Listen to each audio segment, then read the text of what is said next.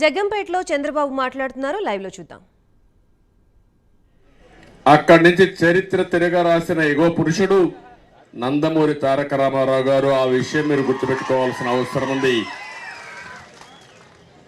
అక్కడి నుంచి ప్రారంభమైనటువంటి ఈ జైత్ర యాత్ర ఇప్పటికి కూడా కొనసాగుతా ఉంది.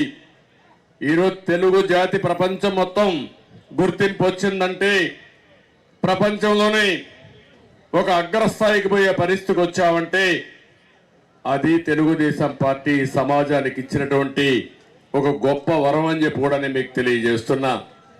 అయితే ఈ సందర్భంగా బాధ్యత కాలేదు, ఇది నిరంతరం ఉంటుంది. నేను ఒక్క విషయం ఎక్కుండే కార్యకర్తలందరినీ కోరుతున్నా. కార్యకర్తలందరూ ఉన్నారు, కానీ ఆ కార్యకర్తలకు హైరార్కీ ఎస్టాబ్లిష్ చేసి ఆర్గనైజేషన్ సమర్థవంతంగా పెట్టి ఎక్కడికక్కడ ప్రజలతో మమేకమైన కార్యక్రమాలు పెట్టగలిగితే ఇంకా పార్టీకి ఎప్పుడూ తిరుగుండదు, ఎట్టి పరిస్థితుల్లో ఓటమి ఉండదు. ఇప్పుడే నెహ్రూ గారు ఒక ఎగ్జాంపుల్ చెప్పాడు. ఇక్కడనే నిన్న సాయంత్రం కార్యకర్తల మీటింగ్ ఉందంటే రాష్ట్ర పార్టీ ఆఫీస్ నుంచి మీ అందరికీ, ముఖ్యంగా కాన్స్టిట్యున్సీ ఆఫీస్కి ఒక వాట్సాప్ పంపించారు. ఆ వాట్సాప్ పంపిస్తే ఆ స్లైడ్స్ అన్ని రాత్రికి రాత్రే ఫ్లెక్సీలు తయారు చేసి ఇక్కడ డిస్ప్లే చేయగలిగారంటే అది వారు చెప్పింది క్రమశిక్షణ కానీ సమర్థత. ఇక్కడ ఉండే నాయకత్వానికి ఆ సమర్థత ఉంది, ఇమ్మీడియట్ గా చేయగలిగారు. ఇక్కడ ఎట్టయితే చేశారో, నేను ఒక మెసేజ్ ఇస్తే లాస్ట్ మైల్లో ఇప్పుడు అందరూ మీరు వచ్చారు, 2500 మంది నియోజకవర్గంలో ఉన్నారు. మన పార్టీకి ఒక హైరార్కీ ఉంది. ఇంకొక విషయం కూడా గుర్తుపెట్టుకోవాలి, దేశంలోనే కార్యకర్తలకు ప్రత్యేకమైన గుర్తింపిచ్చిన ఏకైక పార్టీ తెలుగుదేశం పార్టీ. ఇప్పుడే కాదు, సమైక్య ఆంధ్రప్రదేశ్ లో కూడా అంత మునుపు ఏరే పార్టీ ఆఫీసులకు పోతే వీళ్ళు డబ్బులిచ్చి కాఫీ తాగాలి, లేకుంటే డబ్బులిచ్చి లంచాలు ఇచ్చి అపాయింట్మెంట్లు కావాలి.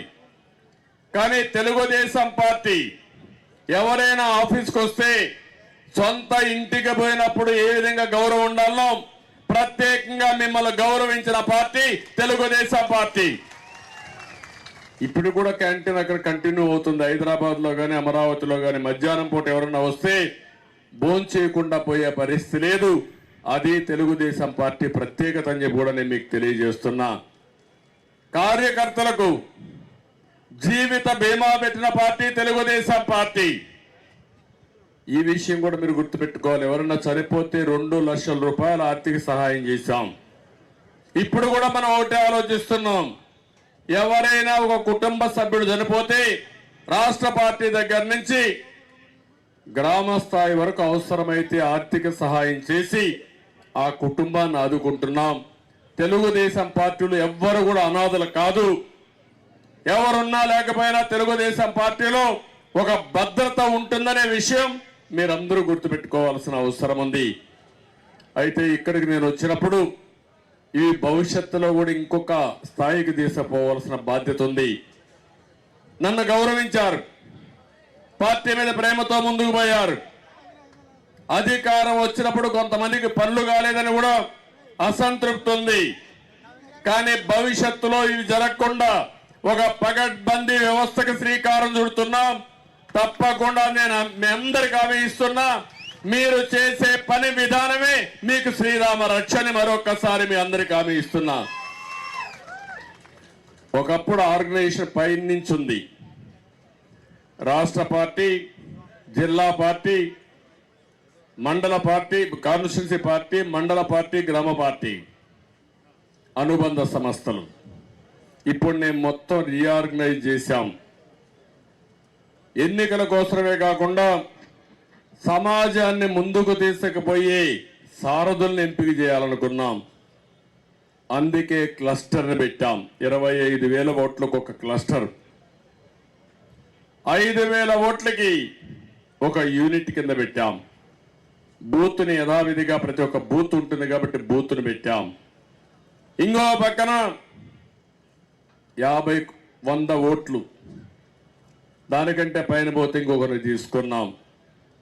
100 ఓట్లకి ఒక సెక్షన్ అన్నాం. కానీ ఇప్పుడే నేను మాట్లాడుతూ ఉంటే అనిపించింది, ఈరోజు కుటుంబ సాధికార సారథి ఒక కుటుంబానికి ఏ విధంగా పైకి తేవాలో తీసుకొచ్చే విధంగా పెత్తనం చేయడానికి కాదు, వాళ్ళని అన్ని విధాలా ఆదుకొని వాళ్ళని ఆర్థికంగా, సామాజికంగా, సంక్షేమ పరంగా పైకి తీసుకొచ్చే బాధ్యత ఈ సాధికార